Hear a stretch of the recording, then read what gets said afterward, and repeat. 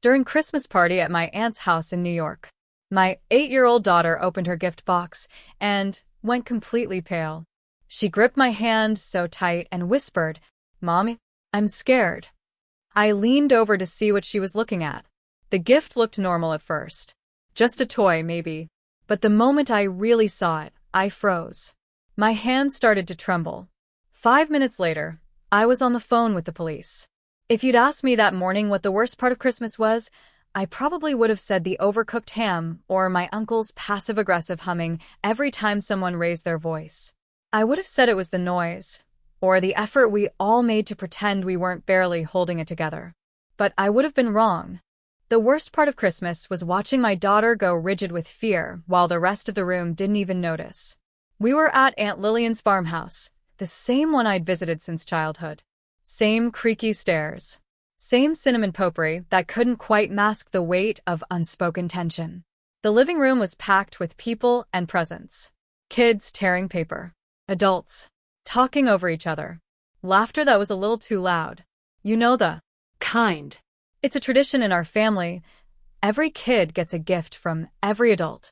Sometimes even the kids exchange things. It's a spectacle.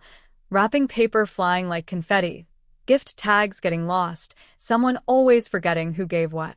Clara, my daughter, had a growing pile beside her. She looked happy. Genuinely happy. I hadn't seen her smile like that in months. Not since. I let myself breathe. She picked up a medium-sized box, wrapped in glossy red foil. Her eyes lit up. She smiled, and peeled the tape carefully, like always. She lifted the lid. And then everything changed. Her shoulders stiffened. Smile gone. She froze like something inside her had just stopped. She looked at me. Her wide eyes weren't curious. They were terrified. She didn't say anything at first. She just stood up slowly, still holding it in both hands. She walked toward me. Her face was ghostly pale. She reached for my hand. "Mommy, I'm scared," she whispered. "Just look," she whispered. "Don't say it." She tilted the box toward me. I looked inside. At first, I was confused. It was just a toy. Harmless. Innocent. Something you'd see on any store shelf. But then I saw the crack in the wing. The faint marker line. The lights, the noise, the scent of pine and baked ham. It all dropped away like the room had emptied out in an instant. It was like time paused. I couldn't speak. I couldn't even breathe. I looked up, scanning the room. My uncle was laughing at a joke no one asked for. My aunt was adjusting silverware on the dining table like it might spontaneously combust. My sister was deep in some story, swirling wine in her glass. The other kids were on the floor comparing new toys. Everything looked perfectly normal. But it wasn't. "Come on," I said quietly. "Let's go get some air." A lady behind me called out, "Is everything okay?" I turned, forced a smile, the kind you wear when your insides are trying to crawl out through your ribs. "She's not feeling good," I said. "We'll just be outside for a minute." I took the box. We stepped outside. We didn't say a word as we walked to the car. She climbed into the back seat, pulled her knees to her chest, and curled up tight. I slid into the front passenger seat, holding the toy. I felt the tears before I realized they were falling. My fingers were numb. My chest burned. I was holding something small, but it felt like it could crush me. And I knew. Absolutely, unshakably knew. Nothing about this day or this life was ever going to be the same again. 2 minutes later, I called the police. If I had to explain why that one small object shattered everything, I'd have to take you back. Way before tonight. I'm the older sister. That alone probably tells you half of it. There are 5 years between me and Camille. And from the moment she could walk, she was the favorite. I was the dependable one. The one who cleaned up. The one who didn't rock the boat. Camille never followed rules. She made messes. Caused scenes. Slipped out of trouble with a smile. And my parents? They treated her like some kind of sparkler. Bright, unpredictable, beautiful, but untouchable. On the other hand, I got responsibility. Expectations. Silence. Years later, she got married and had 3 kids in quick succession. Everyone said she was finally settling down. She wasn't. Not really. She kept making impulsive decisions, then turning to someone else to fix the fallout. That someone was usually me. Late-night texts. Can you help? It's for the kids. And for a while, I did. Until I realized what help really meant. It wasn't diapers. Or formula. Or rent. It was food delivery. Online shopping. Spa visits. I finally drew a line. You have a husband. I have a family too. I'm not made of money. Then, my life had already shifted. I'd met Jonah. He had a son, Luca. Just over a year old when I came into their lives. His mother had left without a fight when Luca was 10 months old. No custody battle. No screaming. She just vanished, signed the papers, and disappeared. Luca was quiet at first. Careful, but sweet. I fell in love with him fast. And hard. Before he turned 2, he was calling me Mom. I didn't correct him. 2.5 years later, Clara was born. She came into a house that already had a rhythm. Already had love in it. Clara and Luca were bonded from the start. They weren't halves of anything. Just siblings. Loud, inseparable, wild with affection. We were a unit. We were fine. Until 6 months ago. Luca vanished during lunch at school. He'd told his teacher he forgot something in his backpack. He left the cafeteria. He never came back. No one saw who he left with. No one saw where he went. No footage. No noise. No goodbye. Just gone. The police got involved right away. They searched everything. Everywhere. The only thing they found was his backpack, ditched behind a hedge 3 blocks from the school. No ransom note. No messages. No trail. We stopped sleeping. Jonah stopped speaking. Clara started crying in her dreams. I stopped hoping for updates and started bracing for silence. Still, we told ourselves we'd get through Christmas. We'd fake it for Clara. Put on the smiles. Play the part. Just survive. Then she opened that box. Now we were in the car. Maisie in the back seat, watching me through the mirror. Me holding the box like it might combust. I looked down at the toy again. Still looked ordinary. Still looked harmless. But there was a detail, a mark. So small it would mean nothing to anyone else. A tiny crack, a faint line from a marker. Imperfections only someone who knew would recognize. And I did. Clara's voice floated up from the back seat. He had it with him. That day at school. I didn't answer. I picked up the phone. And I called the police. They arrived maybe 15 minutes later. Calm. Quiet. No sirens. I met them at the driveway. Handed over the toy. Told them everything I knew. Inside the box, they found a gift tag. To Maisie. From Sadie. Sadie. Camille's daughter. They stepped inside the house. The room shifted like someone had opened the door and let winter blow straight through the walls. Everything deflated. They asked to speak with Camille and Sadie. No one argued. They stepped into the den. Calm. Controlled. Official. Sadie said she'd found the toy in the house, thought it would make a nice gift, wrapped it herself. Camille said there were toys everywhere. Could have come from anywhere. She said it with a smile that was a little too still. Jonah arrived while they were still inside. He didn't speak. He just stood beside me, shoulder to shoulder. We both watched it unfold like we were seeing a rerun of a nightmare we hadn't escaped. The police took the toy and said they'd follow up. Then they left. The party never recovered. An hour passed. Maybe more. I was still at the kitchen table, hands folded in my lap. Jonah leaned against the counter. Neither of us moved. That was his toy, I said. He had it with him the day he disappeared. The marker line. The crack in the wing. It's his. He didn't say anything. He didn't have to. It meant maybe Luca was still alive. That thought hit me like ice and fire at the same time. Camille was in the sunroom, alone, thumbing through her phone like the world hadn't just cracked open. She looked up when we entered. Her smile flickered, thin and nervous. Hey, she said, like nothing was wrong. Everything's settled now. Jonas stayed silent. I didn't. We need to talk. Now. Her smile twitched. About what? That toy? The one Sadie gave Clara? She set her phone down slowly. I already told the police. Sadie found it in the house. Probably left behind by someone ages ago.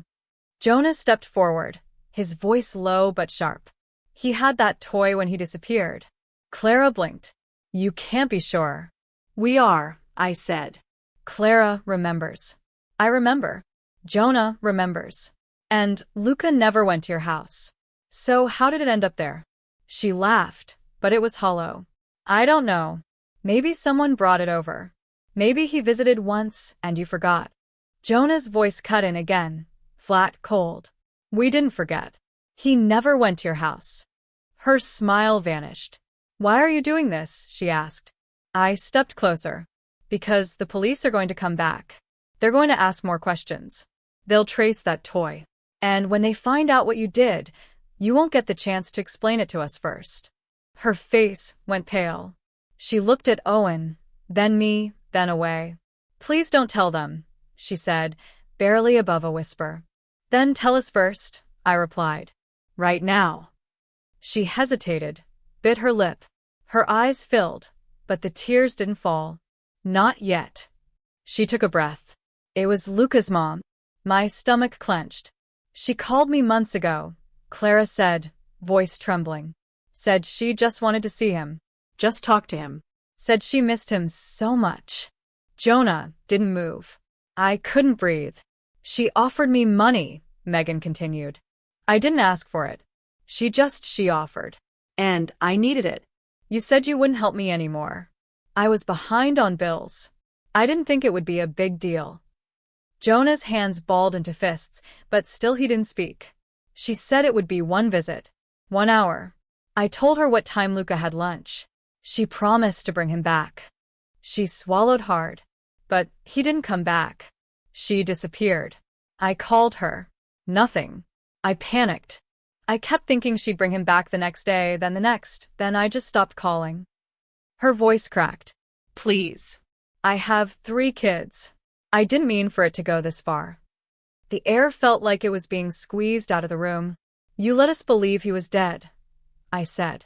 Jonah turned his head, finally speaking. His voice was raw. We buried him in our minds every night for 6 months. Camille broke then. Not the dramatic tears she used to weaponize, but the quiet, shattering kind that no longer asks for forgiveness. I didn't feel sorry for her. Not even a little. Jonah didn't say a word as we left the room. He just opened the car door, got in, and stared out the windshield, like he was trying to understand how the world hadn't stopped spinning. We drove straight to the police station.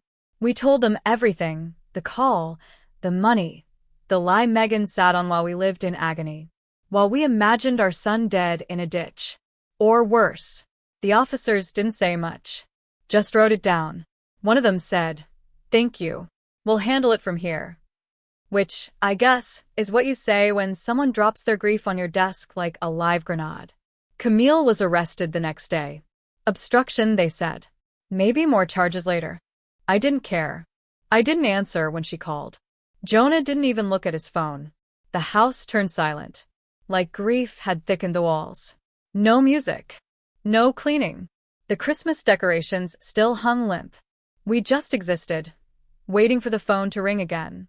This time, with something that actually mattered. I sat by the window every morning, holding coffee that always went cold.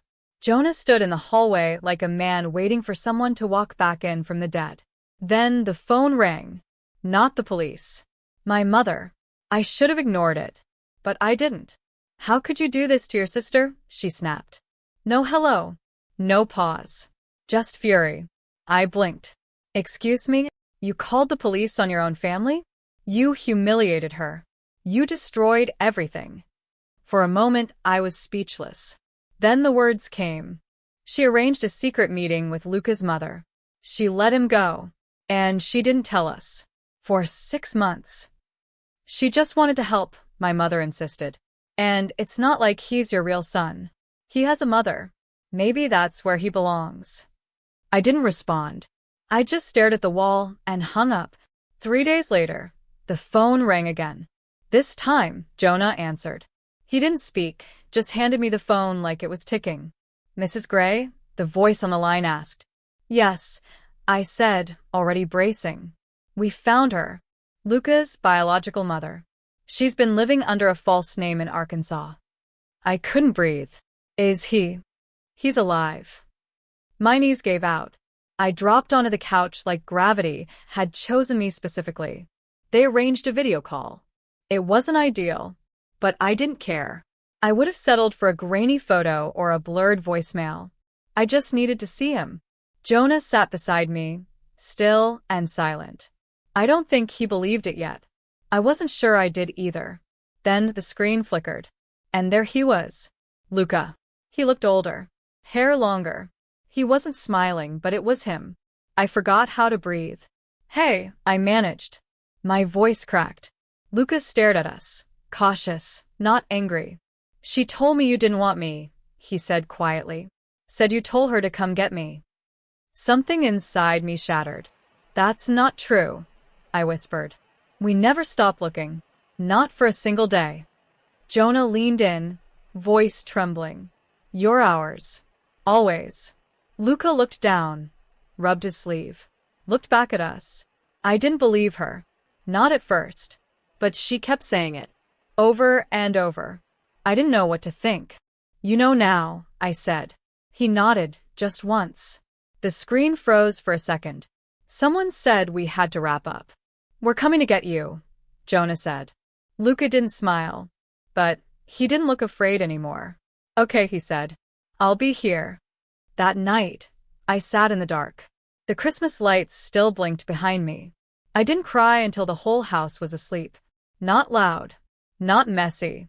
Just the quiet kind. The kind that breaks you open like rain after a year of drought. Luca was coming home.